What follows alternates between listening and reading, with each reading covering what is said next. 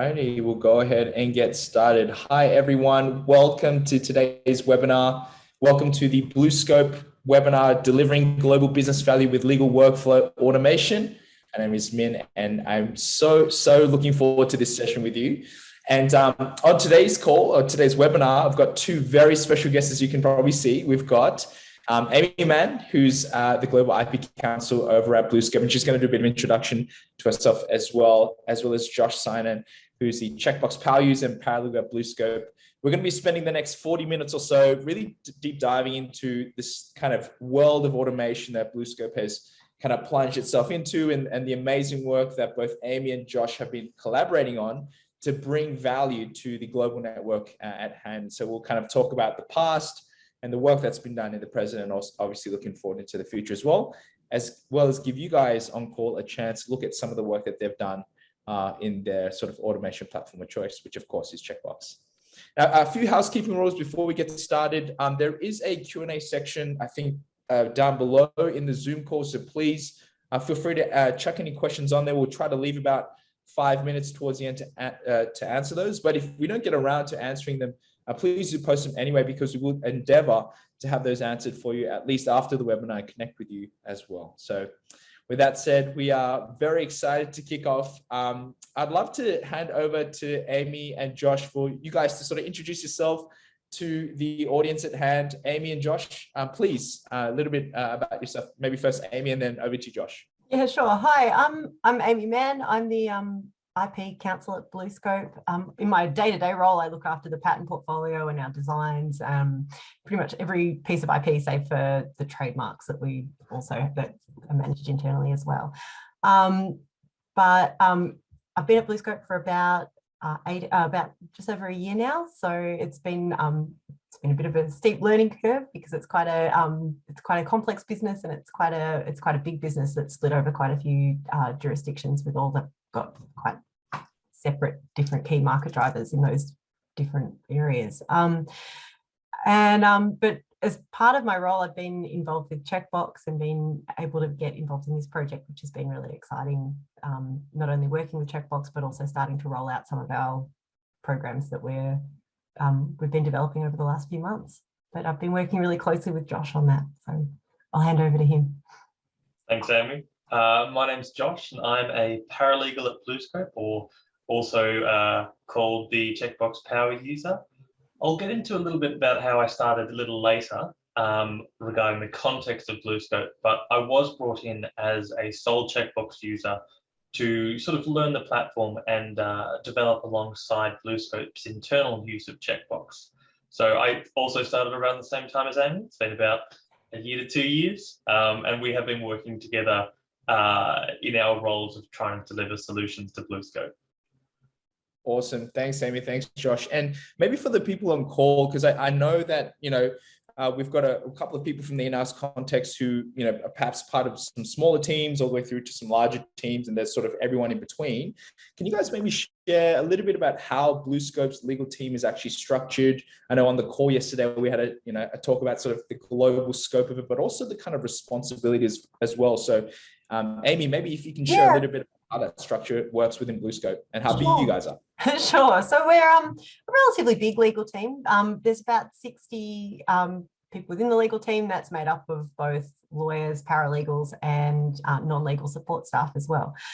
There's a team based in each local jurisdiction. So we've got teams in the US, in New Zealand, across Southeast Asia and China, as well as Australia.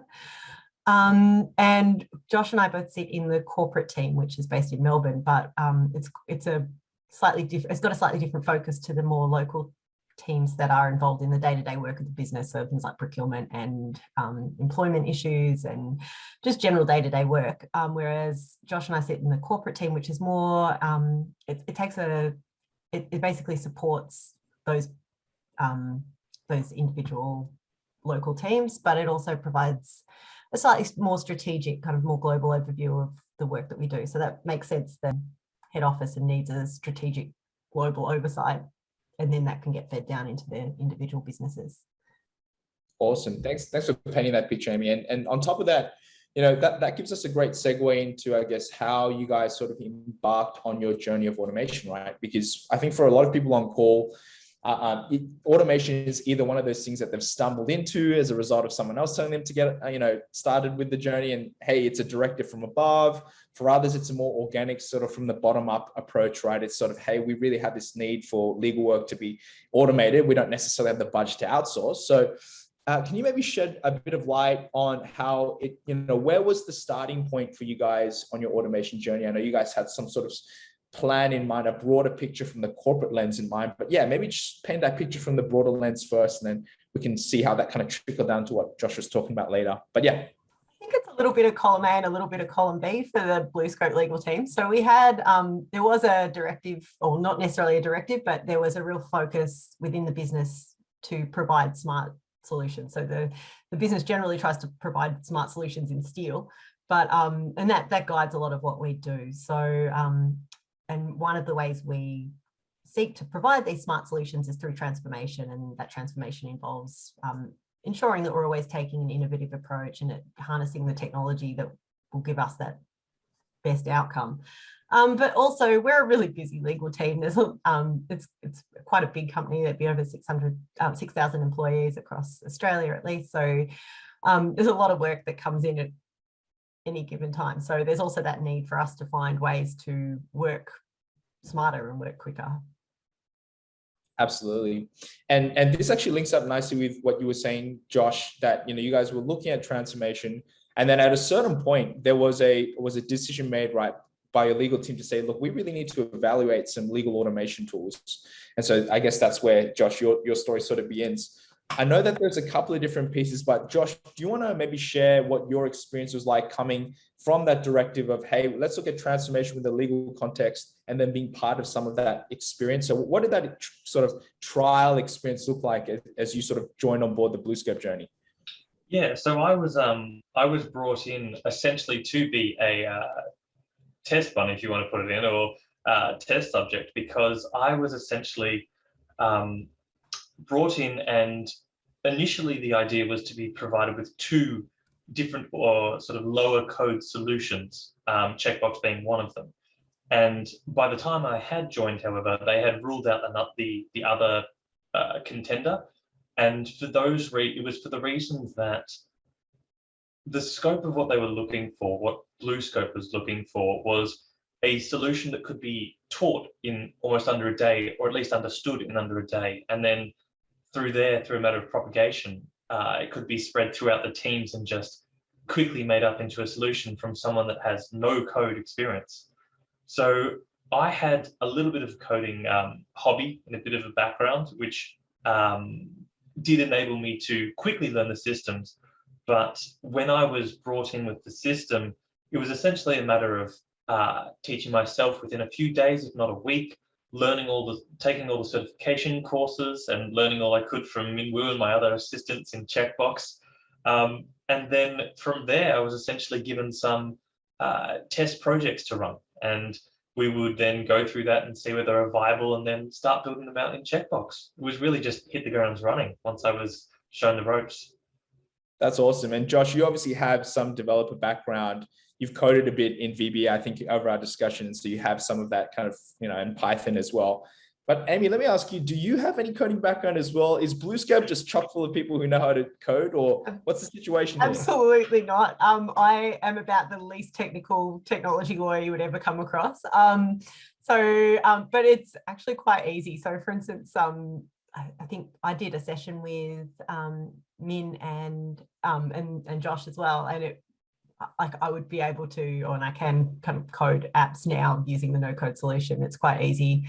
There were a range of options that you gave to us. So I know, so we were lucky enough to have a session directly with you, but other people in our team have done the online certification programs, and they've been able to upskill themselves like within a matter of hours, I think. And that was one of the things that really drove us to using Checkbox, because some of the other programs you either needed to upskill to such an extent that we just didn't have the time to train people up to do that. And there were other existing systems, so for instance, things like Microsoft Flow, it was just too much. It didn't provide a sophisticated enough solution. So just building on what Josh said, it was either checkbox sort of seemed to fit in that sweet spot where you could train yourself quite easily, but also produce quite sophisticated solutions. And to build off that, it did become a question that I asked the people who hired me at that time, why we weren't going for a full code solution, because obviously I had some experience, which is rare in the legal field. But when I asked about it, they were talking specifically about, well, what we're looking for is not a way to make the solution just like custom and bespoke for whatever task we need. We're looking for a solution that has such a low input, like a low barrier to input, that anyone can do it with a few days, if not just a day of training. And while a lot of these solutions I had initially been brought to could be done in the traditional coding like Python, VBA, JavaScript, what you name it, it was just a matter of you needed someone to like learn those in a dedicated fashion, which would not be a matter of weeks. I'm sure anyone who's had any training with those elements would understand.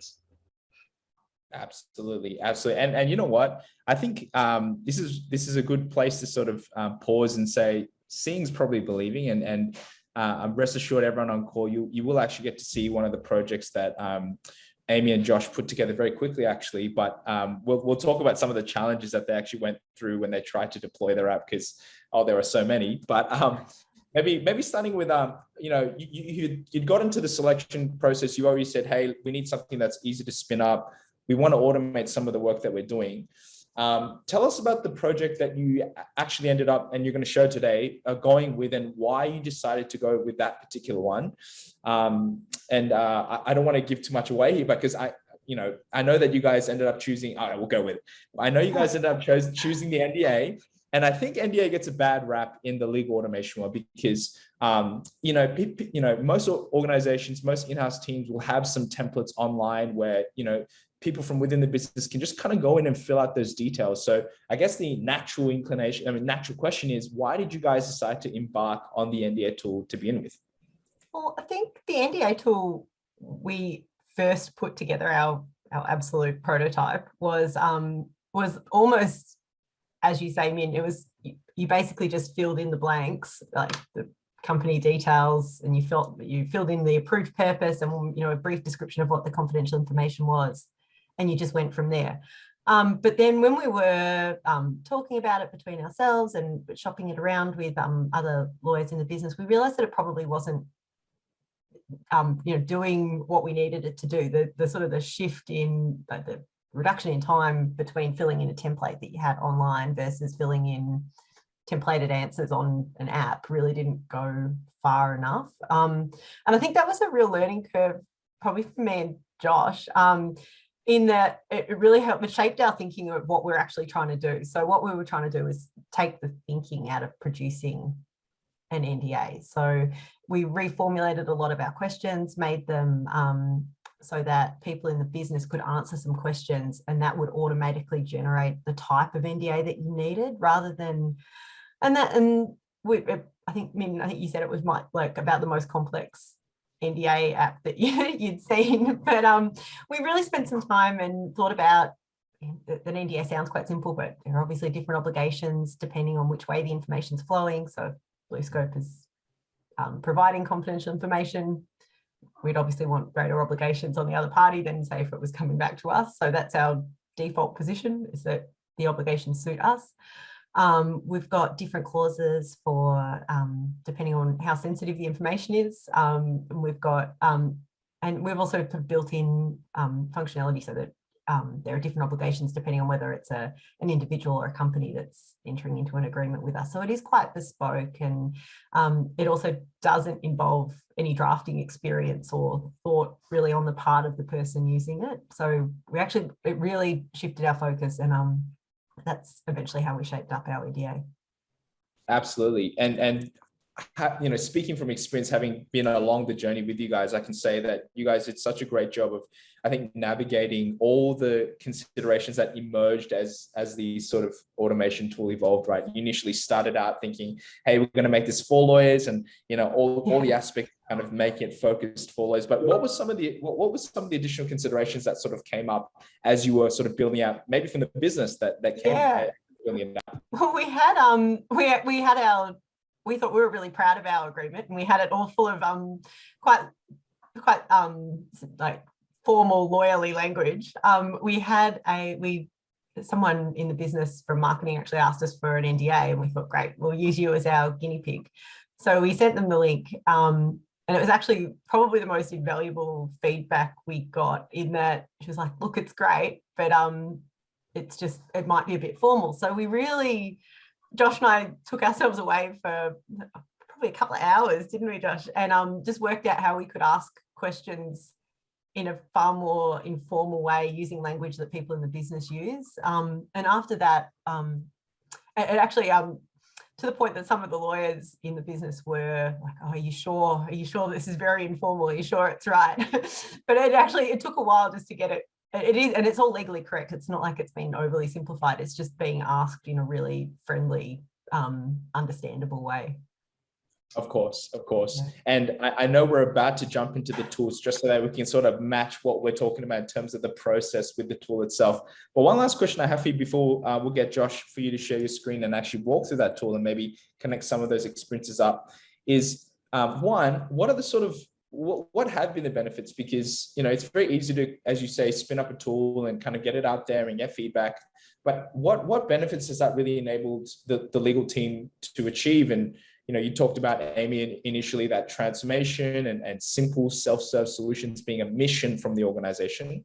What benefits has that really brought about from your personally? I think I get asked for it, especially working with IP. I think I get asked for an NDA at least once or twice a week, and I cannot tell you how nice it is just to be able to send back a link or to direct someone to the part of our intranet where the Checkbox app is located, and just not have to stop what I'm doing, carve out time during my week. I mean, it doesn't take that long to produce an NDA, but it does draw attention to some of the more high level work that you're doing, and you do have to stop what you're doing and carve out that free space. And there's also that back and forth with the business trying to get all the details, all the tiny little nitty gritty pieces about the ABN for the business that they're contracting with, and the actual registered address, and just not to have to do that and to push that back on the business is just, it's still a bit of a treat. I get quite excited when I can send it out.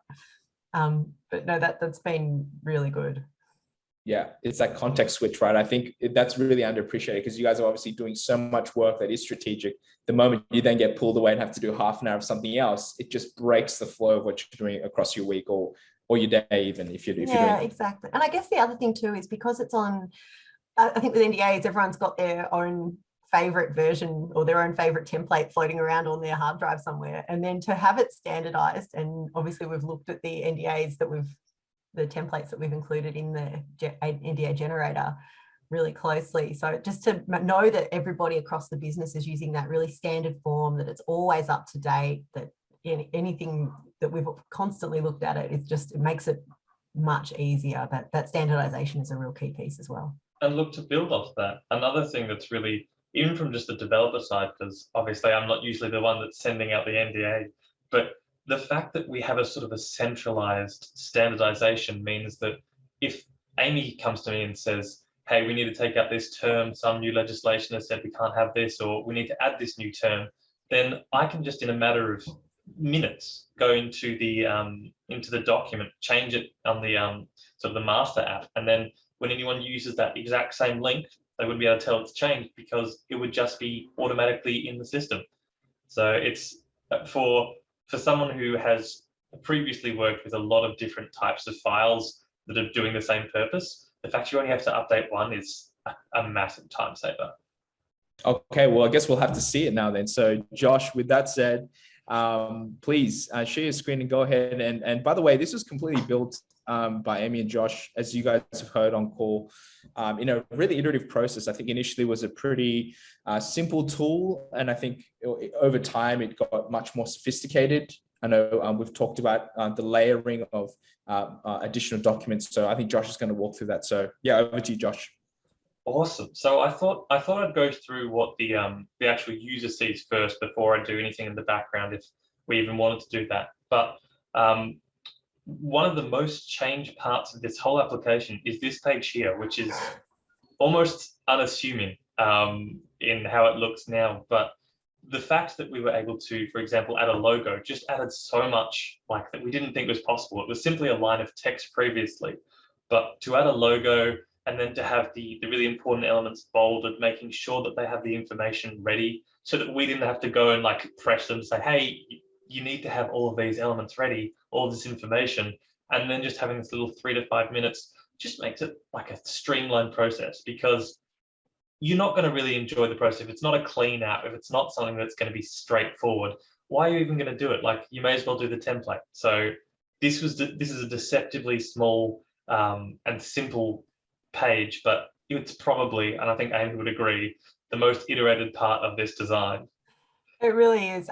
Also, one of the things that we've recently changed is, and so this is digressing a little bit, but and just to, it illustrates how easy it is to amend the app. Yes, we had pushback from a part of the business that wanted to make sure that they were concerned that it might sort of, using this app might subvert their usual processes. So basically that person didn't want to be taken out of the process. They wanted to make sure that they knew what NDAs were being generated by that part of the business. And so we spent a while, like my first response was like, well, this is happening. And then my second response was, okay, let's see what we can do to make this, we can just address this person's concerns. And it was, so Josh and I sat down again and we made a couple of changes. So you'll see Josh has highlighted that reach out to your regular legal representative before you use this app.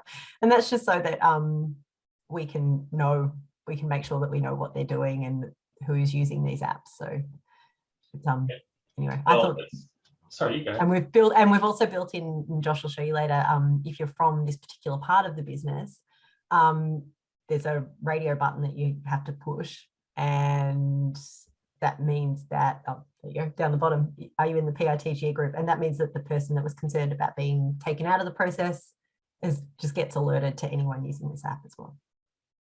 I think that's a perfect segue, because that also shows you, like, it was literally a matter of, we got this communication that some certain people weren't happy, and then it was a matter of, we went into a quick discussion, we came in like 30 minutes later, and we added this question as well as the information you saw before. And you also see at the end, we've added a warnings page, which just gives us some additional layers of security, in the sense of, well, look, we've warned them, we can't really do much other than that because we've got them following all these processes, and we don't want to unduly burden the users that are not part of this group. But you can see here, this is directions page. So as I was talking about before, the unification of all the different types of NDA, now instead of having to select through an array of 4 or 5, I can now, with these simple questions, direct them to the right NDA. So if I wanted to send them to an external company, which I've selected previously, or if I wanted to select an internal project, I can have different questions appear for different outcomes. But let's go through the more lengthy external process. So here I'd be able to choose disclosing or receiving, and as Amy's flagged, that generally means that there are different terms, because obviously you don't want to have as much burden on you if you're the one that's receiving or / disclosing. And so by simply clicking this button, it means that I can have a different template ready that removes some of those terms without any of us having to edit anything. So let's do disclosing, and we'll go to the next page. And now we have this lovely little, again, something that only goes to the cleanliness of the app, but this is the sort of the timeline of the application as it goes through. And all this is for, all the benefit here is for the user in simply knowing how long they've got to go, which is just a sort of a peace of mind thing. But you can see that I've pre-filled out some of the details on our side, the BlueScope side, and even more, another little element that looks unassuming but really did take a lot of work was the which company is the individual working for, because all of these companies are either a subsidiary or a part of BlueScope, and by selecting the right company, it also automatically pre-fills the data of the ABN and the registered business address. So anyone who is to work for example, the New Zealand Steel Limited would automatically, by simply selecting this, have changed the ABN and the business location on the document itself, which we'll see in a moment. So let's press through, and we now get to the other party details. And you'll see a really cool feature of checkbox in a moment, because let's say that this is the name of the other business, called Other Business, very imaginatively. And then we have the short name, O Business. Or even to make it more specific, let's make it OB. Because when we say OB, and we have their ABN, and we have their street address, what we'll get in the next question, if I jump ahead, is it's talking about now OB. So when it says, what is the name of OB's day-to-day manager, you can see that the users now know we're talking about who we're talking about, and it's also incorporated automatically and seamlessly into the next question. But I did jump ahead, and we have another cool feature here, which is the tips. And these tips are another thing that are seemingly just a little add-on, but these tips allow you to add extra things to the questions, and even more in systems that require complex questions, you can have tips that are expanded or not expanded that just expunge a little bit on those questions, that give you a little bit more details than, instead of having a really wordy question, I can just say, hey, if you don't know the ABN, just use this website. Very handy to have. So then we have the other party, who we have our lovely Amy Mann. And then let's jump ahead to the project details. Now, these project details here are to do with specifically terms of the contract. So by selecting option 1, I can have this term in the contract instead of option 2 or option 3, or even make my own custom option. We can then fill out some of the details and then decide whether we want to have a certain term or not, whether we want it to be immediately told or provided upon request. Again, we see these really useful little tips over here that talk about what exactly approved purposes mean, and also give them a little bit of insight into what exactly their answers should be, instead of making them go in blind. So if we jump ahead, we're still in the project details, but this is the warning page that I flagged about before. Now, this is also a custom warning page, because certain elements will come up only if they've selected certain things. In fact, if I were to select the PETG group, which is the group where the manager had some troubles with before, it would actually come up with a warning that says, please note, this will be emailed to the leader just to confirm that all of this action is validated. So all of these warnings are specific for the options that I've chosen. And if I'd chosen different options, I might get different warnings or different advice to say, send this to my document or send this to my legal representative. But it just gives us a little bit of cover instead of just allowing anyone to use it. We just got this little extra warning symbol here. Now, finally. Oh, sorry, Josh. Sorry, just to jump in. I think some of the feedback that we got around the business was that people were concerned that it would cut legal out of the process, and that's not the intention. We just don't want to be involved in drafting the thing. So we're happy to help negotiate, and we're happy to help with everything else around it. It's just the time taken to actually generate an NDA. So we part of the communication piece was, and this addresses some of those concerns, is that the app itself doesn't change anything that the business does. Like you still have to have the same processes in place before you go about signing up an NDA. You still have to go and have the right people in the business sign off on the NDA. This is literally just something to generate. So, and that's it. That's the time consuming part, and the part that we as lawyers can't add that much value to at that point. So it really just, all those comments are just designed to remind people of that. And well, I can't miss this perfect segue, because this is what you've all been waiting for. This is the generation of the actual document. And so now with all of our answers filled out, what we have here is the specifically generated document from the answers that I've done. Now, one thing we did add after going back and forth with the business, one iteration, is that all the fields that have been generated that might need to be specifically checked, which is not all of them, bear in mind, the more mundane questions and the more straightforward ones are all just normally unhighlighted. but the date, for example, and just to check that the business is the right one, have all been highlighted just for peace of mind that we can get them to check it over to make sure they haven't inputted any strange answers. But you can see this is the business that we chose. We chose the corporate office. We can see that all of my details have been filled out, my mobile, my email, whereas the recipient, on the other hand, Amy Mann, has all of her details filled here. We have our approved purposes, which is what I typed in here, involving purchasing the set of materials. And we also seamlessly have all of the terms integrated into the ones that I chose. And if you have a really sharp mind, you might have focused on the specific indemnities, which have changed because of what I selected, yes or no, determining whether we want certain elements. And at the end, we also have our important section, which is decided right from the start regarding individual signers. Because if I had chosen right at the start, and I might go back and show you a demonstration, this would have been different. It would have been a very different signature block, because for the signing of individuals rather than corporations, we have a bit of a different system. And that would have been seamlessly put in here, and you wouldn't have noticed the difference. And so now, once we've got this lovely little document, what we can do is we can hit download just with this button here, and download it as a Word document, and then send it to whoever we want, because that's it. That's as simple as the process is. And I don't know whether we would like me to show a different outcome, but they're all essentially the same in the fact that the terms have just been integrated into the document. Actually, Josh, what I was going to say was, first of all, that's awesome. I don't even know if I've seen the full view because you guys have changed it so much, which is great. Can we actually see, I know you've got like one more end page, and I don't know if there's anything exciting there that you want to share, but I think given all the stories that you guys told about, all the iterations that you made, it might be useful also just to see how you guys made those changes, because this is the end user view, of course, but there is also that aspect of very quickly adapting to the feedback you've received, not only from the business, but also from, as you said, other lawyers who have said, hey, we want to be involved in that process. So if you can, would you be able to kind of show us how that process works in the studio side? Absolutely. So this is the background, if you want. This is the back end of the solution.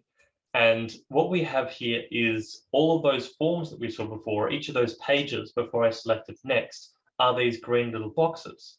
And so I think the most pertinent example is the little bit of pushback that we and Amy got. And so to change these and to change the wordings of any question, it was as simple as going into the form, opening the menu, and then simply changing the wording. And look, this was the solution that we added, or the little fix that we added, and we just added in this question, typed in the question name, and then added in this yes or no answer. And so now, if anyone were to select this yes, they are part of this person's group, what we have here is we have this special email that will send it off to the individual who would like to see it. And so that meant that with this one little change of literally dragging a block in and connecting it up, and then obviously putting in the requisite details in the email, we could have a solution for those people who had it affected and those people who wanted to keep going with the solution as it was. It was literally a matter of dragging in a block, changing a question, and look, if I wanted to change anything more, it would simply be a matter of going in and renaming the words. That's how simple it is. We might have lost Minwoo. That's all right. The other thing to note, especially, I think, is how easy it is to see where everything's going, because what we have here is these are the three options. We have the receive, we have the disclose, and we have the mutual disclosure. And you can see that anytime I would like to add these or change these documents, I could just simply go into the view document or go into the document generator and then delete this and upload a new one. Like, all it is deleting and uploading. There's no other fancy tricks. I can promise you that I'm not a coding wizard in this respect, because it's just an upload process, the same as you would attach a file to an email.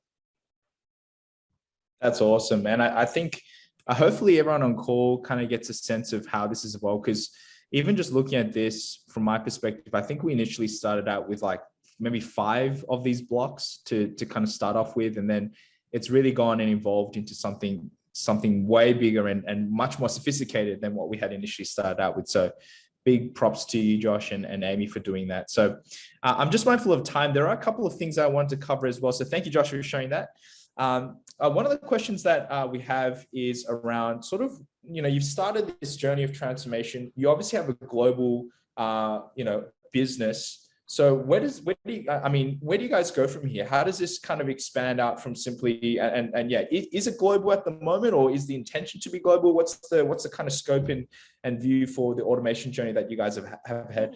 No, it's definitely global. So we've had, so each one of our local teams has been tasked with coming up with their own app that will help their own, because each local team's got their own considerations, their own priorities and things that they want to focus on. So they're at various stages of readiness. So Josh and I were kind of keen to get corporate to be the first one to come up, the first team to come up with an app. And it's actually the learnings that we've had from that have been really helpful. And so Josh and I can work with those local legal teams to help them come up with their own apps. And because it's not just, I think one of the things to keep in mind is it's not really just building the app. It's the real change management piece, and it's the communicating the message and to make people within the business or the lawyers within the team, whoever their target audience is, aware that they can use the app and the benefits of doing that. So and look, it's been quite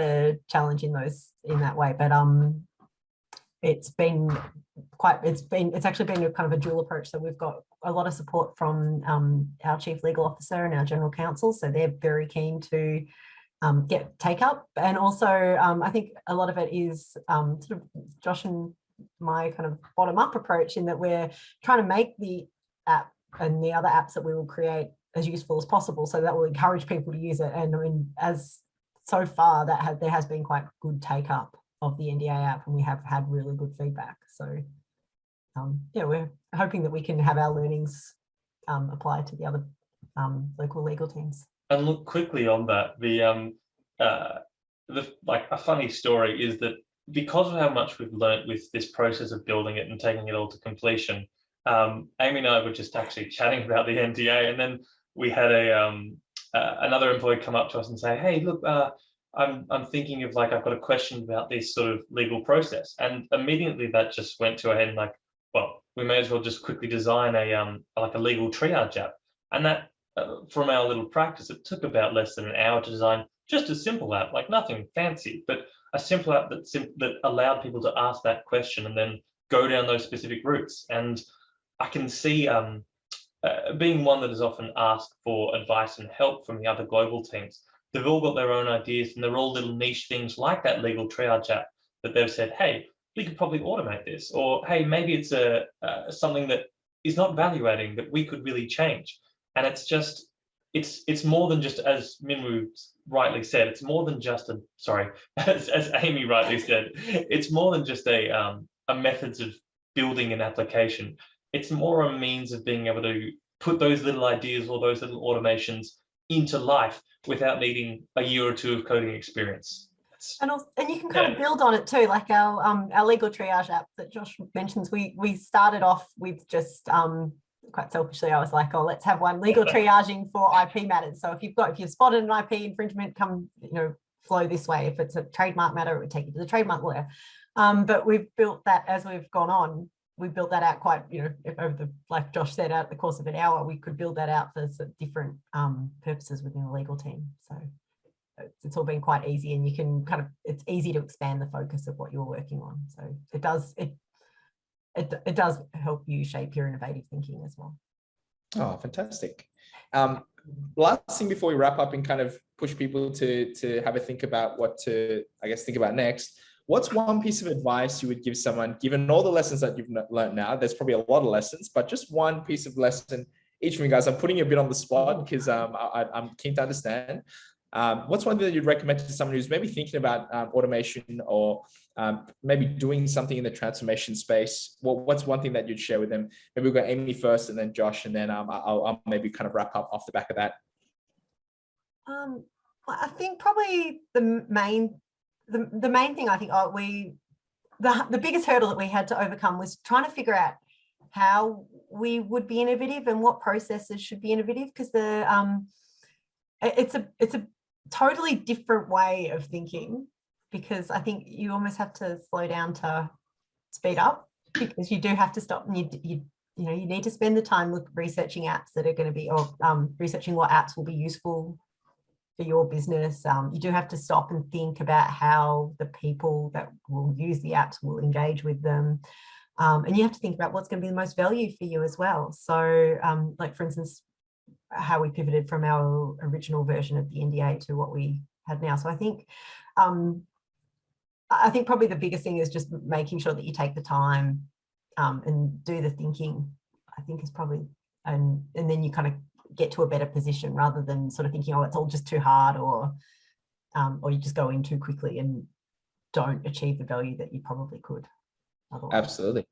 And look, I think Amy's stolen part of mine. But, Sorry. I think as a separate matter, I think the fact that you can have when like having the desire to do automation is well and good, and it's something I think a lot of firms should strive for. But it is a matter of, you do need someone familiar with the systems enough to go, hey, this process could be automated. Because especially as someone coming in as a paralegal specifically for this role, it was a matter of going around and questioning, going, okay, how do you do this? Because I'm not the one that's the lawyer. I'm not the legal, I'm not the actual, the business. And so I would highly suggest that if you do go down the route of bringing in outside help, or even just training up some of the junior members of the team or the senior members, make sure that you've got some, not even problems identified would be great, but even just an idea of the systems, so that you know, look, this is the non-value adding process, or this is the value adding process, and this is the part that we can't automate, but this is the part that we should look towards doing. And once you've got a firm idea of that, then I think you've got some apps that are just waiting to be made. That is awesome. And I'm sure super helpful for everyone on call, because we've got a lot of people at different stages of automation maturity. Two pieces of news, guys. First of all, big thank you to you, Amy and Josh, for hosting today's session. I wanted to just say, if anyone on call wants to get in touch, you can go ahead and probably connect with them on LinkedIn, to be honest with you. Amy's there and Josh's email, and everyone's there. The other thing I was going to say is, if you want to speak to someone from Checkbox about some of the use cases that we have, I will shoot a poll up just to launch it out, and you can just choose yes or no. It's up to you. But if that's something that's interesting to you, please go ahead and choose that.